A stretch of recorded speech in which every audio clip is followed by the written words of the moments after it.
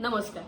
कथासागरमध्ये सगळ्यांचं स्वागत. आता सगळ्या मुलांच्या परीक्षा झालेल्या आहेत आणि सुट्ट्या पडल्या. रिझल्ट लागायचे पण रिझल्टची भीती कोणालाच नसते नाही का.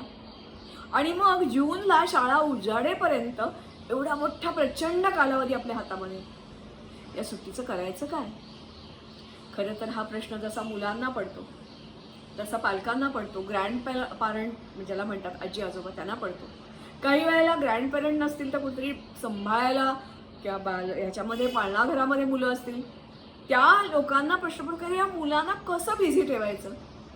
कारण एरवी शाळा क्लास गृहपाठ अख्खा दिवस बिझी असतो. पण या वेळेचा अतिशय छान सदुपयोग कसा करायचा त्यासाठी म्हणून खास विद्यार्थी मित्र, त्यांचे पालक आणि त्यांचे ग्रँड पालक किंवा ज्यांना कोणाला असं वाटतं की आपल्या आसपासच्या मुलांसाठी खूप छान काहीतरी आपल्याला करता येईल त्या सगळ्यांसाठी, कारण मुलं ही शेवटी राष्ट्राची संपत्ती आहे नाही का. म्हणून आजपासूनचे पुढचे शाळा सुरू होईपर्यंत एक दिवसाआड तुम्हाला साधारणपणे हे एपिसोड बघायला मिळतील. कथासागर असंच याचं नाव आहे. मला वाटते कथासागर नावाची माझी ही 2 पुस्तकं. पूर्वी सकाळला मी आठवड्यातून 3 दिवस कॉलम लिहित होते आणि मग असे 2.5 वर्ष लिहिल्यानंतर त्याचं हे पुस्तकं 2 काढली. साधारणपणे 250च्या आसपास कथा याच्यामध्ये आहेत. प्रत्येक कथा साधारणपणे 250 शब्दांचीच आहे, छोटी आहे. कुठचीतरी एखादी इसाबनीतीतली घेतली किंवा पंचतंत्रातली घेतली, ती ट्विस्ट केली आणि लिहिली, मॉडिफाय केली आणि लिहिली असं बिलकुल नाही आहे. तर त्यावेळेला मी प्रचंड वाचन केलं, मोठमोठी चरित्र पुस्तकं वाचली आणि त्याच्यातून मग गोळा केलेल्या तयार केलेल्या कथा ह्याच्यामध्ये सांगितल्या.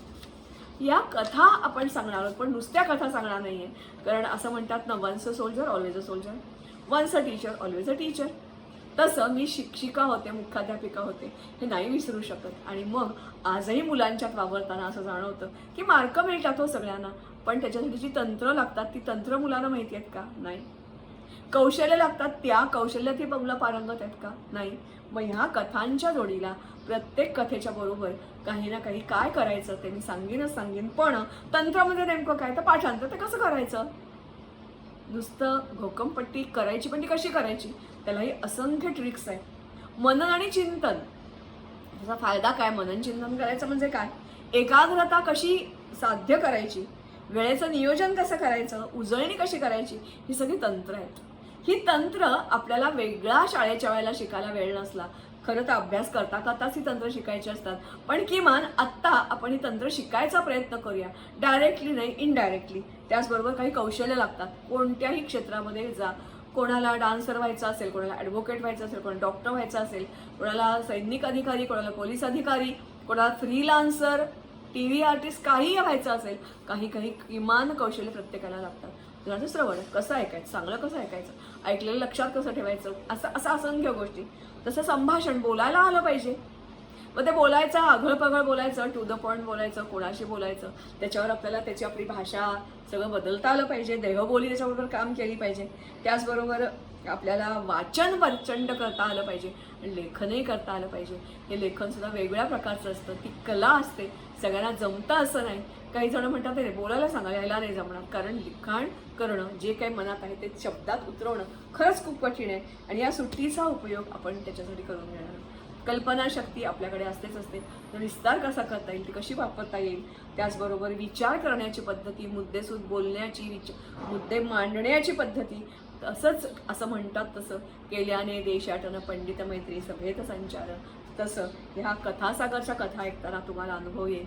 वेगवेगळ्या देशातल्या, वेगळ्या लोकांच्या, वेगळ्या क्षेत्रातल्या लोकांच्या चरित्र किंवा पुस्तकं, त्या निराळे त्यांनी केलेले प्रयोग याच्या सहाय्यातून या बनलेल्या कथा त्या आपण बघणार आहोत. या कथांचं करायचं काय, कथा ऐकायची आणि पहिली कथा मी सांगितल्यानंतर त्याचा जो होमवर्क आहे तोही करायचा. होमवर्कमध्ये लगेचच प्रश्नोत्तरं आहेत असं बिलकुलच नाही आहे. मी म्हटलं तसं की जवळजवळ 200 कथा याच्यामध्ये आहेत. त्याच्या कथेमधली भाग 1 मधली पहिली गोष्ट सुखाच्या शोधात, ती वाचून दाखवते. ती नीट ऐका, कॉन्सन्ट्रेट करून ऐका, हळूहळू वाचते आणि मग त्याच्यावर तुम्हाला काय काय करता येईल. सगळ्याच गोष्टी करायला पाहिजे तसं नाही, पण असंख्य गोष्टी करता येईल. कारण एकच बघा, तुम्हाला सगळ्यांना माहिती आहे दुधाचा भाव किती आहे आणि ताकाचा, दह्याचा आणि तुपाचा भाव किती आहे. तूप खूप महाग आहे.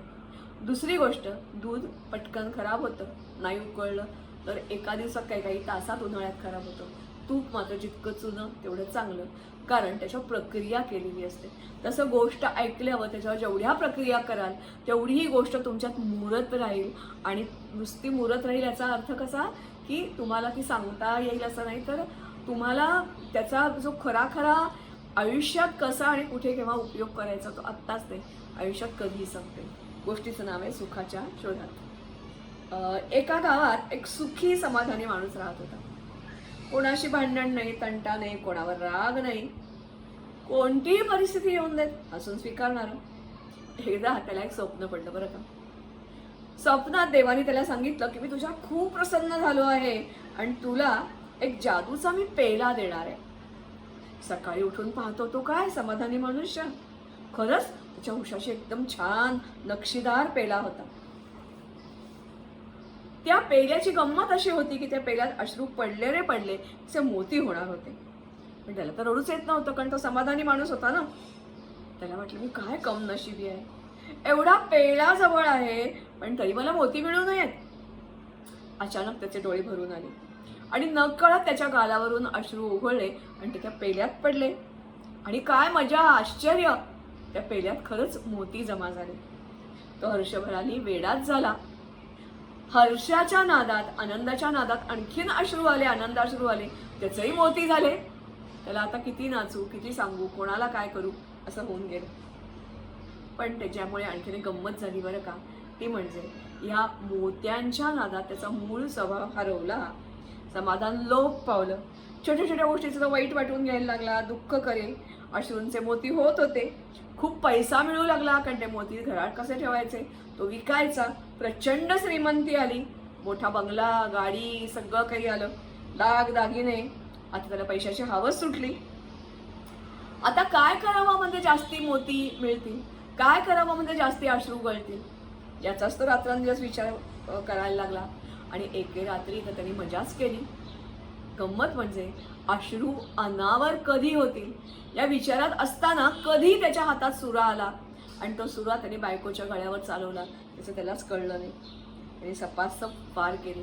बायको किंचाळली, गाठ झोपली होती ना, किंचाळली आणि डोळ्याचं पातळ त्याच्या लवतं न लवतं तोवर ती मृत्यूच्या सामोरी गेली, रक्ताच्या थारोळ्यात पडली.